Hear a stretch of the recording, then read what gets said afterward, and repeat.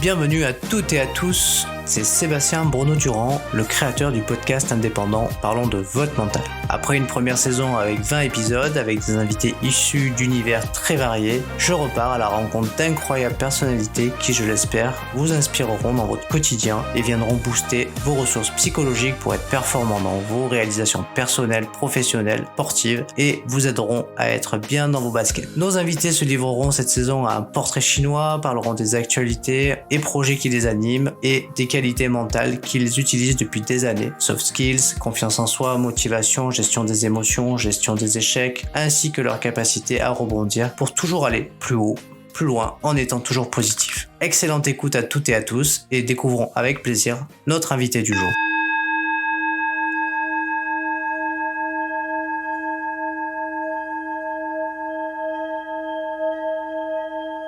Bonjour, bienvenue sur le podcast Parlons de votre mental. Je suis très content d'accueillir dans cet épisode une doctorante en sciences de gestion et qui va nous parler aussi d'intelligence décisionnelle humaine. Donc j'ai le plaisir d'accueillir Fadwa El Gouachi sur l'épisode. Bonjour Salut. Fadwa. Bonjour. Comment ça va? Très bien, et toi? Bah écoute, ça va bien. Je suis très content de pouvoir t'accueillir sur l'épisode. Et je pense que tout ce que tu vas nous dire va certainement passionner notre audimat, car c'est très très très intéressant. On en avait parlé un petit peu déjà cet été, ça m'avait captivé et je suis vraiment content de pouvoir finaliser, réaliser cette interview après quelques mois où on avait déjà un petit peu échangé ensemble. Avec plaisir. En tout cas, ça me fait plaisir d'être là et puis d'échanger avec toi sur ces sujets qui, comme tu sais, me passionnent beaucoup. Alors, est-ce que tu peux nous parler un petit peu de ce que tu fais, alors de manière synthétique, qui est en quelques mots, en quoi consiste ton métier? Très bien. Alors, en quelques mots, en fait, c'est un métier double au final, puisque j'entretiens mes racines de recherche. Donc, je continue la recherche sur le thème de la décision et plus précisément de la décision stratégique avec une lecture qui importe des notions de neurologie clairement pour pouvoir mieux comprendre le fonctionnement de la décision stratégique, ses mécanismes, mais aussi comment faire pour pouvoir la développer, l'entretenir, l'améliorer, voilà. Et en parallèle, l'idée, c'est de pouvoir transférer ces découvertes et apprentissages que je traduis au moyen de méthodes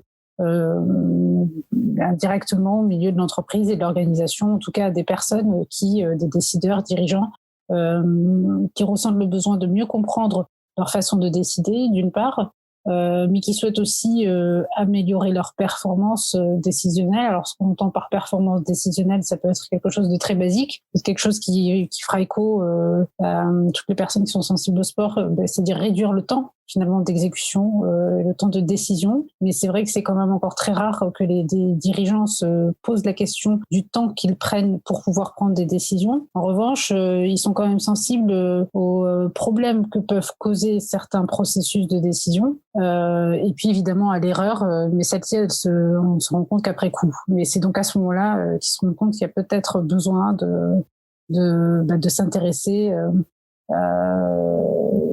à comment mieux décider. Après, moi, ça me fait penser beaucoup à l'armée, ce que tu me dis là, aide à la décision. Alors, c'est vrai que ce public est particulièrement averti dans les questions de décision, en fait, parce que c'est vrai que en école de commerce ou à la fac, donc moi je suis issue de l'IAE et aujourd'hui je termine bientôt terminer un master en management stratégique à HEC, mais on apprend la décision contextualisée en fait, donc ce sont des méthodes, ça va être de la décision en marketing ou stratégique, mais qui reste extrêmement ciblée et contextualisée, et on ne va pas s'intéresser à la formulation de la décision, alors que tout l'enjeu est là en réalité.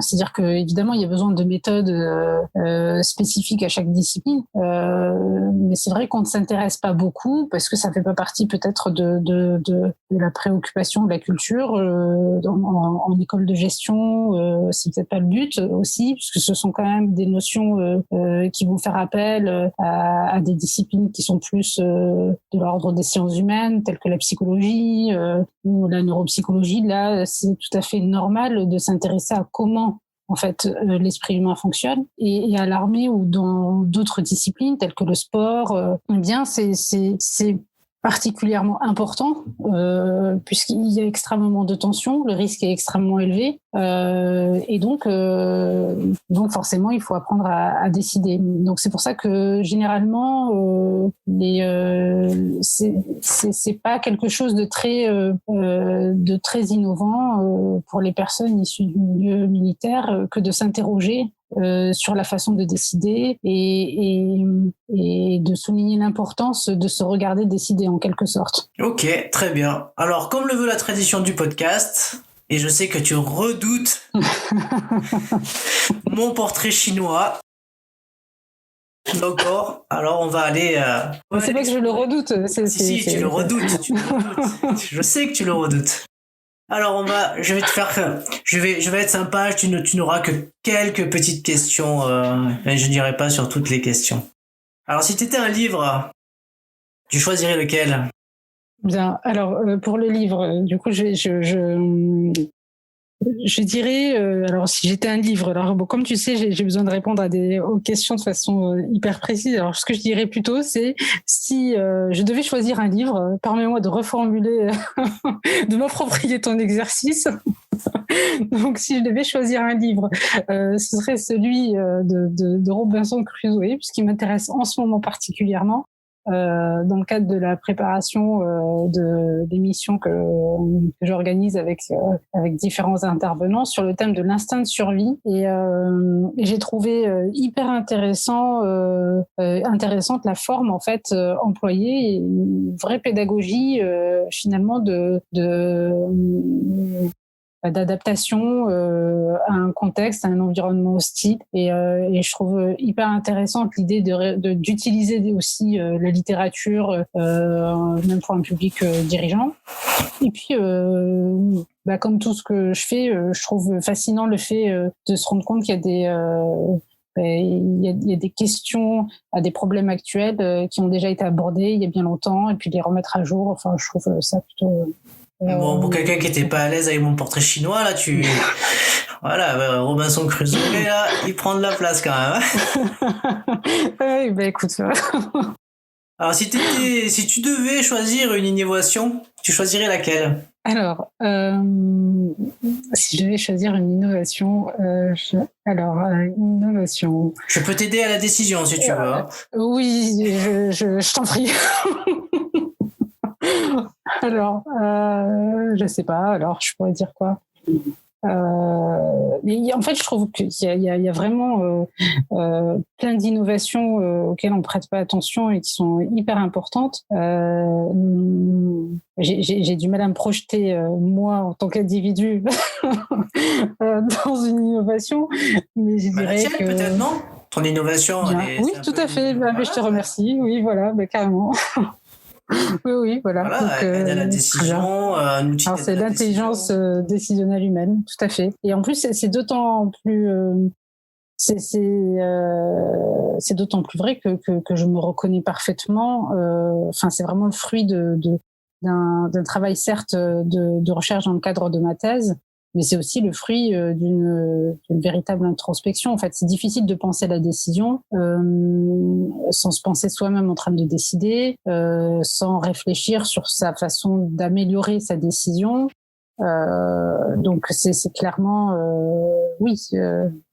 C'est peut-être parce que je l'identifie pas encore totalement comme une innovation. Ça fait 6 ans que je suis dessus. Eh oui, mais moi je l'ai identifié comme étant une innovation. Écoute, donc, je suis flattée. Si tu devais choisir au moment de la journée, tu choisirais lequel ? Bien, je choisirais le matin. Là, c'est sans hésitation, je choisirais le matin. Et pourquoi ? Bien parce que il y a cette idée d'un commencement avec un champ des possibles qui est bien plus large qu'en soirée, par exemple. Si tu devais choisir un mot, tu choisirais lequel? Je choisirais liberté. Ah, je pensais que tu allais dire je choisirais décision. Oui, en fait, c'est pas si éloigné l'un de l'autre, hein, parce que finalement, lorsque je décide, j'exprime ma liberté au final. Hein. J'exerce, je pratique ma liberté. D'ailleurs, la liberté, elle se décrit comme le fait d'avoir le droit d'agir, de décider. Donc, c'est assez lié, quoi. Enfin, de mon point de vue. Allez, une petite dernière. Si t'étais une saison, tu choisis laquelle? Saison, je choisirais. Alors, je pense que toutes les saisons sont très utiles, mais je choisirais le printemps. Oui, je pense que je choisirais le printemps, cette idée de renouveau, de création. Je vais pas t'embêter plus. On va aller directement sur l'objet du podcast. Je te remercie d'avoir surmonté cette épreuve du portrait chinois tant redouté. Alors, on va parler un peu de mental. Alors, très bien. Si tu devais donner une définition du mot mental, tu donnerais quoi comme définition? Bien, très bonne question. Ta définition. La mienne, pas de définition, donc pas de. Alors une traduction subjective, hein, c'est bien. J'y mettrais. J'y mettrais plusieurs mots-clés en fait. Si je réfléchis par association, si je pense mental, je pense à esprit, je pense à force, à intelligence, mais je pense aussi à sport. Donc, et évidemment, je penserais aussi à vie pour caractériser l'aspect dynamique du mental et même peut-être parfois aléatoire, puisque même si on essaie de contrôler, il y a bien des choses qui nous échappent parfois. Est-ce que tu te prépares mentalement? Je pense que oui. Alors, comment tu fais? Peut-être pas tout le temps, mais... bien, alors je t'avoue que je le faisais pas peut-être consciemment à l'époque. Je pense comme tout le monde. Je crois que ma méthode, et c'est vraiment pas pour pour le coup pour parler de ma méthode, mais c'est que avant faire ce travail de recherche sur cette méthode m'a poussé justement à découvrir comment font peut-être certains auteurs. Ou aux professionnels pour pouvoir formuler la décision. Et la formulation de la décision, quand on vise une certaine performance, eh bien, elle nécessite une préparation. Et la préparation, il s'agit bien de déterminer un objectif, de prendre du temps. Alors, si je devais parler de façon assez large, c'est de prendre un temps dédié à la préparation de son projet. Ok. Je sais pas si c'est assez. Si, c'est très clair en tout cas. Prendre du temps pour la préparation, donc oui, ça demande d'un point de vue mental. C'est du temps et de l'introspection. Ça demande du temps qui n'est pas vide. C'est pas un temps vide. Il s'agit pas c'est un temps qui est dédié exclusivement à la préparation. Et c'est-à-dire que ça ne se limite pas à bloquer un créneau en se disant je vais prendre 2 minutes pour organiser mon agenda ou je vais prendre 2 minutes pour préparer simplement une activité. C'est vraiment de s'inscrire soi comme partie prenante de la stratégie que l'on cherche à exécuter au final. Je ne sais pas si je suis claire quand je dis ça. Oui, t'es claire et du coup, ça m'amène à la question, est-ce qu'il est important de se connecter avec soi-même?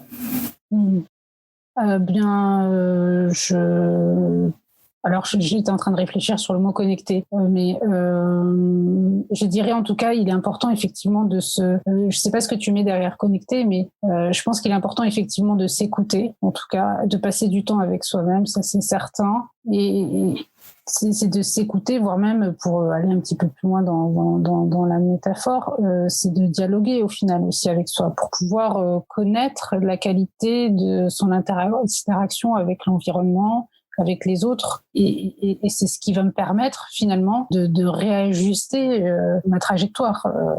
en fonction de mes aptitudes à interagir avec tel type d'environnement par rapport à un autre, où ça va me pousser à me dépasser si j'estime que j'ai pas les aptitudes nécessaires pour pouvoir agir sur ce terrain-là. Donc c'est pas qu'avec soi, dans le sens où je suis dans une observation interne, et c'est très bien ça aussi, hein, mais dans l'aspect préparation, ça nécessite, à mon avis, d'être à la fois de s'observer soi, de s'observer l'environnement, mais aussi d'observer ce que l'interaction des deux provoque, quoi. La confiance, est-ce que c'est un mot qui te parle? Alors, pour moi, la confiance, c'est vrai que pour moi, la confiance, ça se contextualise, en fait. Parce que il y a dans des domaines où je vais avoir confiance en moi et puis dans d'autres, un peu moins, tout simplement. Donc, ça me parle, mais pour moi, c'est relatif, en fait. Donc du coup, si je parle de confiance en soi, Pour moi, c'est relatif, en fait. La tienne, tu l'as construite comment? En fait, pour moi, c'est un concept qui est un peu, j'espère ne pas trop m'aventurer, mais pour moi, c'est devenu un peu un concept valise, dans le sens où on y met un peu tout, beaucoup de choses, en fait. L'ennui, c'est que je peux très bien avoir une grande confiance en moi sur un domaine et être vraiment fébrile dans un autre. Et donc, dans ce cas-là, comment je peux décrire ma confiance en moi? La réponse qui me vient à l'esprit, c'est qu'elle est relative. Elle est relative à chaque contexte et elle se développe au fur et à mesure de l'expérience et au fur et à mesure que j'expérimente tel contexte ou activité, quoi. Donc les expériences sont pas toujours des réussites, c'est souvent même parfois des échecs avant de réussir à quelque chose. Comment tu y inclus la confiance du coup? Comment tu la développes? Mais si tu as un échec, comment tu fais pour être persistante dans le développement de tes idées, de tes projets et le développement de ta confiance? Je pense que, alors je pense que j'ai pas non plus une carrière qui me permette d'avoir un recul nécessaire pour me permettre de parler de mes échecs et de pouvoir affirmer que c'est ce qui me ressort généralement.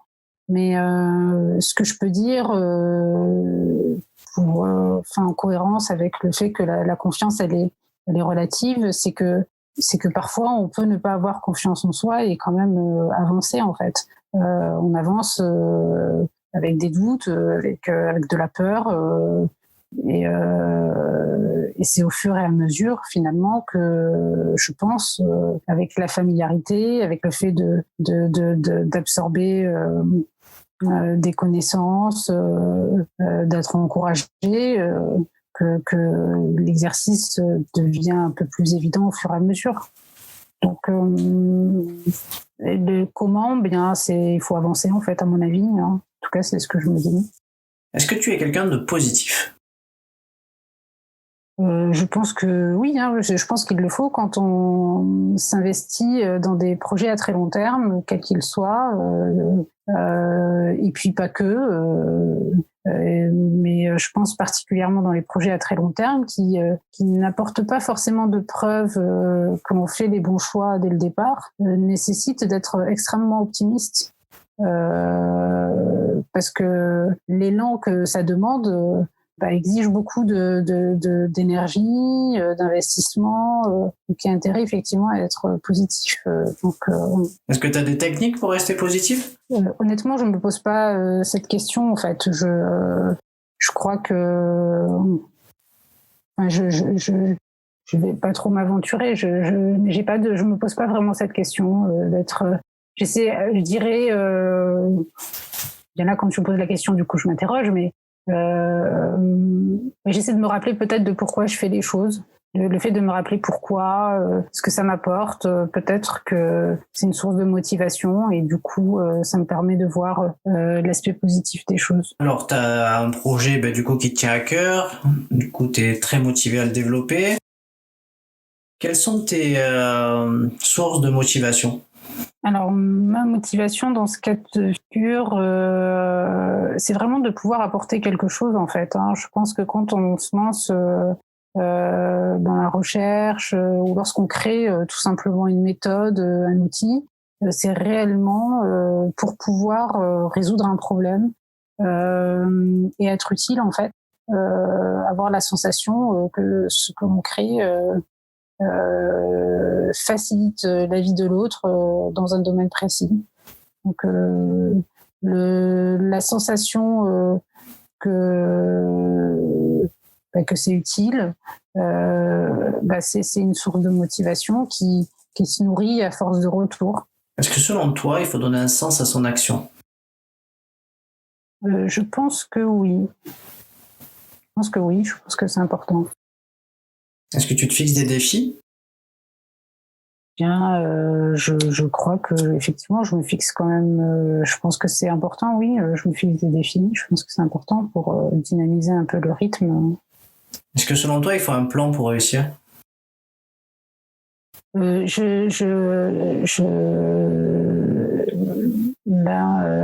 nouveau, je pense que je peux me permettre de parler de réussite ou de succès à mon niveau de carrière, étant donné que je suis en train de bâtir, j'espère atteindre des paliers qui me satisferont. Ce dont je suis persuadée, c'est qu'il faut un plan. En tout cas, quand on a des objectifs, il faut effectivement un plan, quoi. Il faut une feuille de route. Est-ce que tu as déjà eu à gérer de la pression ou du stress? Oui, je pense.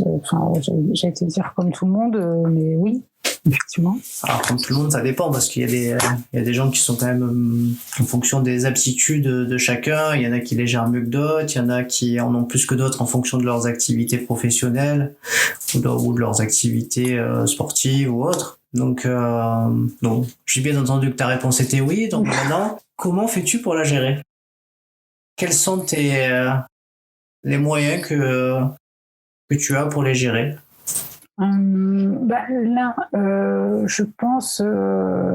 pense qu'il y a deux éléments. En fait, il y a deux éléments qui me viennent à l'esprit. On en avait un petit peu parlé, où je pense à une étude dont je retrouve cette étude parce qu'elle faisait écho à mes propres expériences. Et je pense que plus on a une charge de travail qui augmente et plus on est habitué à se confronter à un certain nombre de risques, il y a comme une espèce d'entraînement qui se crée et qui fait que en tout cas moi j'en suis persuadée, qu'on développe une forme de résilience, évidemment à condition qu'il y ait peut-être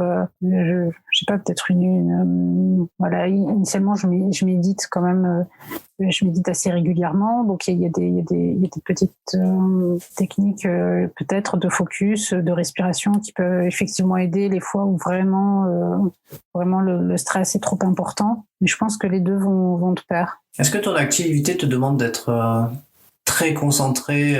Oui, puisqu'il faut effectivement, de toute façon, je pense que tous ceux qui font des travaux qui nécessitent une forme d'analyse, et pas que, des travaux manuels qui nécessitent beaucoup de concentration, je pense que le mien en fait partie. Alors comment tu fais pour rester focus? C'est une excellente question.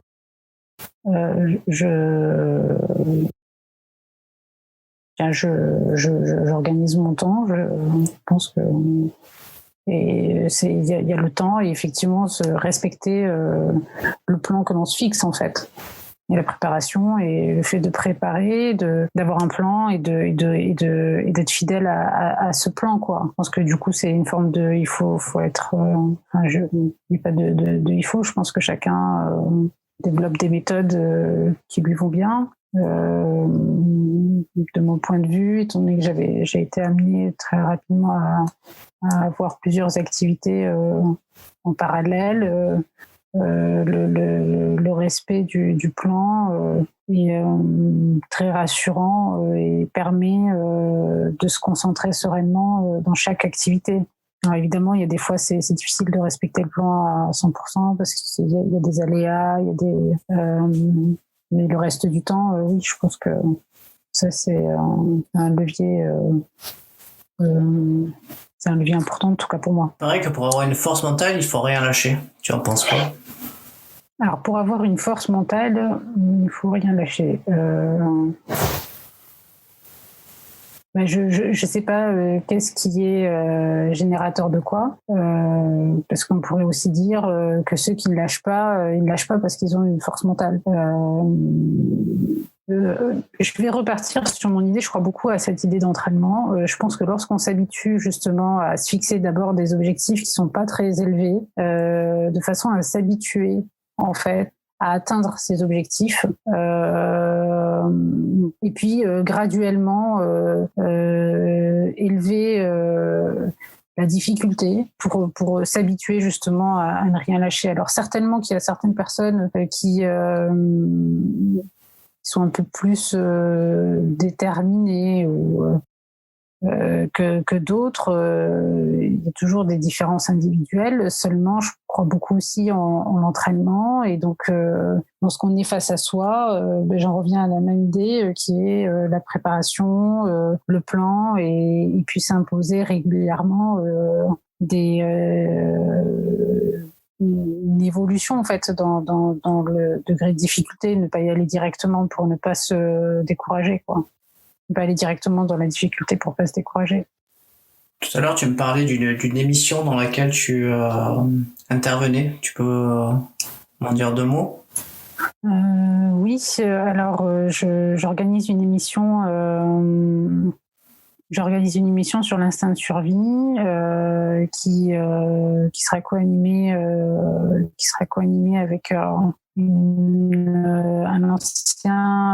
ancien général et qui est aujourd'hui professeur affilié à Sciences Po, et on va discuter avec d'autres intervenants qui sont issus du milieu de la recherche, du sport de haut niveau, mais aussi des dirigeants, pouvoir discuter sur le thème de l'instinct de survie et sur la façon dont il se décline dans différents domaines et contextes, et puis surtout comment chacun le ressent. Est-ce que c'est inné? Est-ce que finalement c'est un levier, c'est un moteur en fait d'action puissant? Est-ce que ça se régule? Enfin voilà, l'idée est d'explorer vraiment cette sensation, ce ressenti qui est expérimenté par beaucoup de personnes, beaucoup de dirigeants, de dirigeantes, d'entrepreneurs à un moment donné de leur vie. Et ce qui est intéressant, c'est que il se déclenche dans des moments où tous les repères sont rompus, lorsque potentiellement le risque est très élevé. Et c'est finalement ce que vivent beaucoup de dirigeants, et on l'a vécu d'ailleurs avec les différentes contraintes qu'a imposé la pandémie. Donc voilà, l'idée est de pouvoir discuter sur ce sujet, ce ressenti qui est partagé par beaucoup, mais qui est tellement impalpable qu'il est difficile de formuler son mécanisme et ses effets.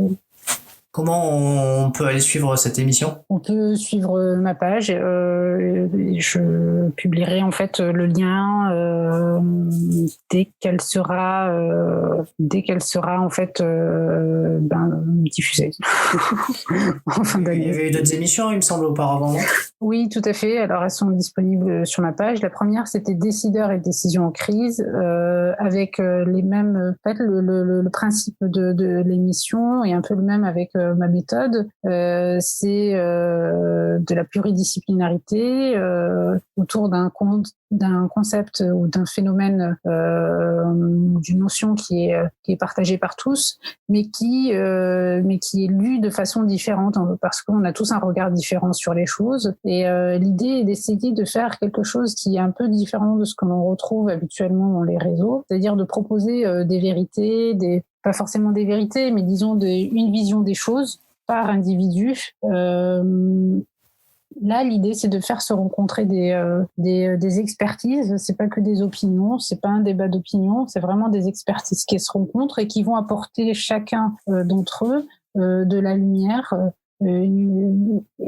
pour justement éclairer les différents angles d'une même notion. Donc c'est vraiment une opportunité que je trouve assez extraordinaire à mon niveau, parce que ça me donne l'occasion de rencontrer des personnes qui sont extrêmement douées, extrêmement expérimentées, et on apprend vraiment beaucoup de choses en fait.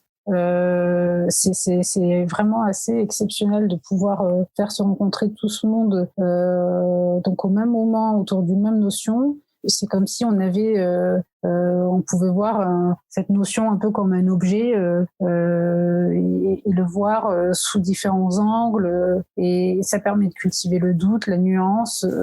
Et j'espère, en tout cas, suggérer l'importance, en tout cas, de l'esprit critique aussi, pour pouvoir mieux décider justement. C'est important ça. Donc du coup, je mettrai le lien dans ta description pour que les gens puissent aller écouter s'ils le souhaitent. On arrive sur la fin du podcast. Génial. Donc tu es doctorante, donc tu as fait un certain nombre d'études, tu continues, la recherche, tout ça. Si tu devais donner des conseils à des jeunes ou à des étudiants qui nous écoutent, par rapport à ton parcours, qu'est-ce que tu pourrais leur dire s'ils veulent, on va dire, faire un peu comme toi? Alors peut-être dans des domaines différents, mais s'ils veulent faire comme toi. Bien, s'ils veulent faire une thèse, en tout cas de choisir un sujet qui les anime particulièrement, parce que c'est vrai que la thèse, c'est un chemin qui est extrêmement long, et qui fait appel forcément à des ressources personnelles en fait du doctorant. C'est difficile de ne pas s'impliquer soi-même dans le sujet que l'on traite, et puis il y a quand même un certain nombre d'aléas, de remises en cause, donc c'est très important d'aimer son sujet et de vouloir sincèrement contribuer en fait à quelque chose en le traitant, parce que je crois, et peut-être que d'autres auront un avis différent, mais en tout cas c'est l'expérience moi que j'en ai, le fait d'être particulièrement animée par ce sujet a fait que finalement là j'ai pas vu forcément le temps passer, et puis les contraintes finalement elles avaient toujours du sens. Donc c'est vraiment ce que je mettrai en avant. Pour clôturer ce podcast, oui. C'est la tradition, une petite citation pour conclure, et pour une citation qui t'inspire ou qui te guide dans ton travail, ou une citation qui pourrait t'inspirer le moment où tu viens de vivre dans le podcast. Bien. Après, tu peux inventer ta citation, hein, tu peux chercher sur quelqu'un d'autre. Écoute, là il y a une citation qui me vient à l'esprit. Je sais pas si je l'ai en tête mot pour mot. Qui fera peut-être écho au moins à l'émission. C'est la vérité est un miroir tombé du ciel, est brisé à terre. Chacun en a pris un morceau et a dit « Je possède la vérité tout entière ». Et c'est une citation de Rumi, un poète perse.